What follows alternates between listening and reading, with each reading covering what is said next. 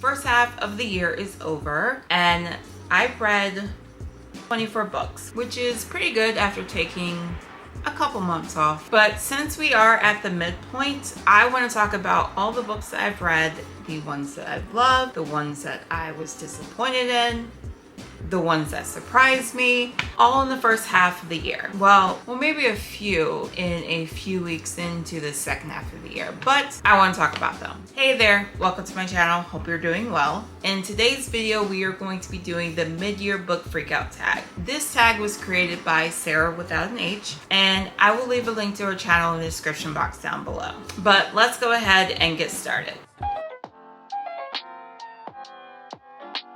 I have three options here. Romantic Comedy by Curtis Sittenfeld, Mistborn by Brandon Sanderson, Yellowface by R.F. Kuang. I read this back in May, maybe May? So this book follows our main character, Sally. She is a sketch writer on a show called The Night Owls. It's kind of like SNL. And one week while she's working, we have a pop star. I think his name is Noah, if I remember. He is there to guest host as well as be the musical act. And they start a friendship and possibilities begin.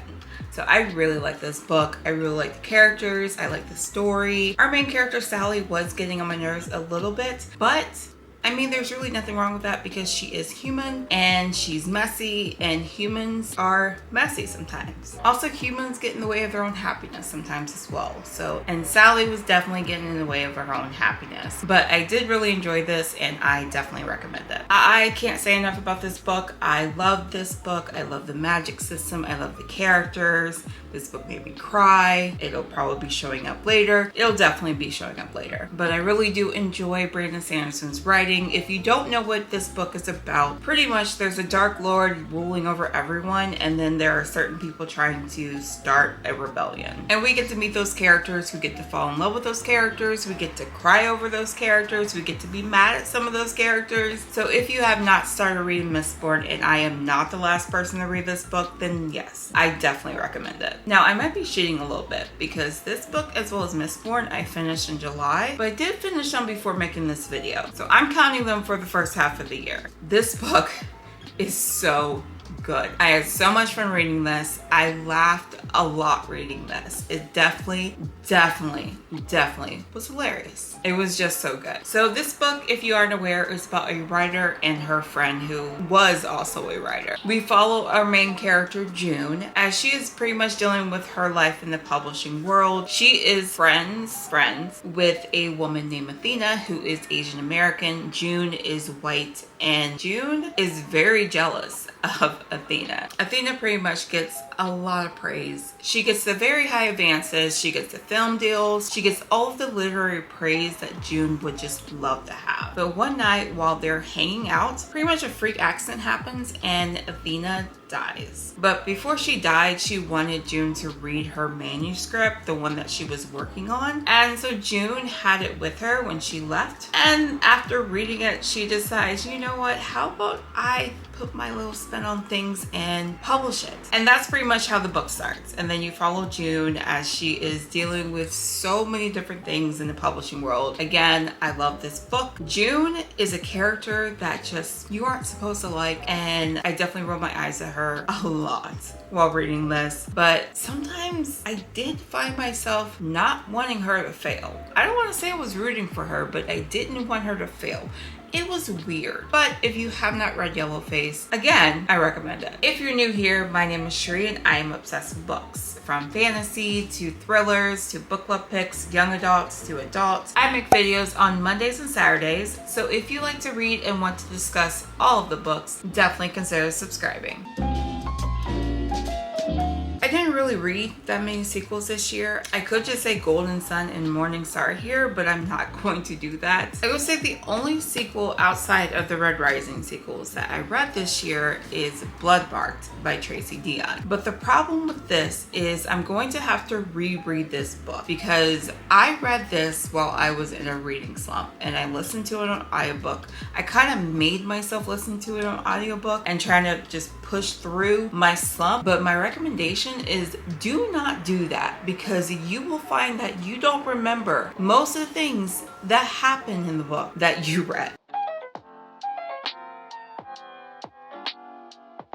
Oh, so many.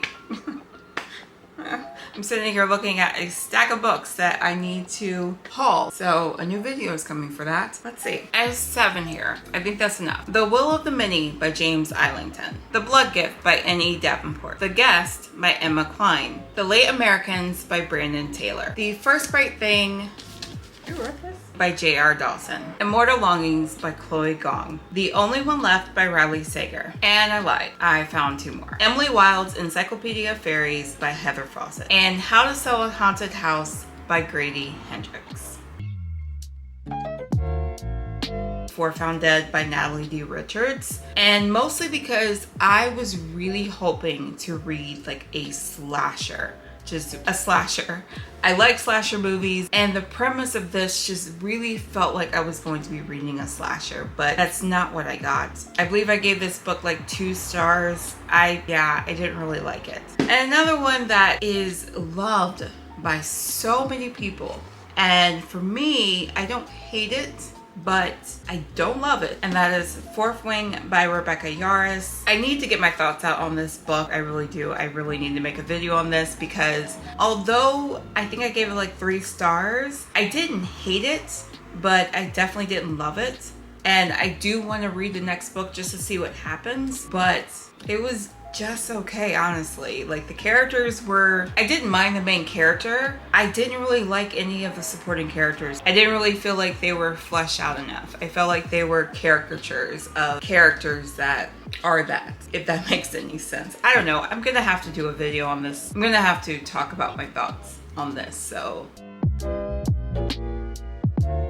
Like, part of me wants to say Mistborn by Brandon Sanderson. Like, this is a very, very hyped book. And for me, it definitely lived up to the hype. So maybe that could be a little bit of a surprise. But I also want to say Blood Air by Amelie Wenjou. I read this really earlier in the year, probably January, I want to say. And I've had this on my shelf for a few years now. I think I bought it the week it came out. But this follows a girl who is on the run because people believe that she killed her father, and her father happened to have been the emperor. But she's trying to clear her name, and she enlists a crime lord to help her do it. I enjoy this. I enjoy this quite a bit. I do own the sequels in this trilogy, so that is definitely something I want to complete before the end of the year. I quite enjoyed this. So this is debut author or new to me author. And I guess I can give this to Kirsten Sittenfeld because I had not read anything by her until I read romantic comedy. I know she came out with Prep as well as a few other books that I can't really think of the names of them right now, but I'll put them on the screen. But I really did enjoy her writing, and I'm definitely gonna have to pick up those other books as well to read, as well as other books she ends up putting out.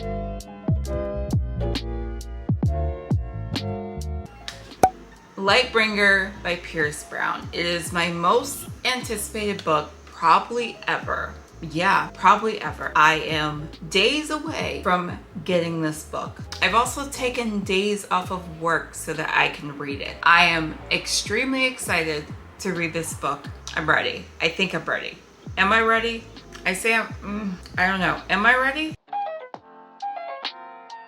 I don't crush on too many. I did like Ransom and Blood Air. I also like Noah and romantic comedy. And I will always have love for Nick and Selwyn in the Legendborn series.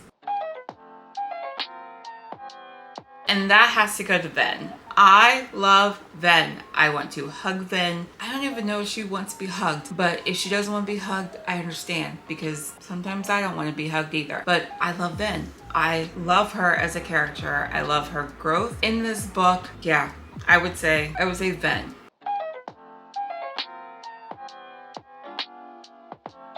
I'd say Highly Suspicious and Unfairly Cute by Talia Hibbert. This book is cute. It says cute. This book is cute. It's adorable. I believe it's her first young adult novel and it was cute. I'm sorry, but it was cute. But it follows 2 characters who were friends and then enemies, then possibly back to friends, possibly something more. I enjoyed this. It was very cute and it made me smile. I cried. This book made me cry. I cried. I like this cover. Also this cover. This one too. This one's not bad. I'll just say those. We could honestly be here all day for me to answer this question. I know I want to complete some series that I've started. I want to start some new series. Like I said, we could honestly be here all day. So I'm going to put them on the screen, a bunch of them. And yeah, those are books that I hope to read before the end of the year. But that was a mid-year book freakout tag. I'm curious what your favorite read in the first half of the year was. Was your disappointing read, surprise read, whatever. Let me know in the comments down below. And thank you guys so much for watching. Don't forget to like and subscribe. And I will talk to you guys in a new video soon.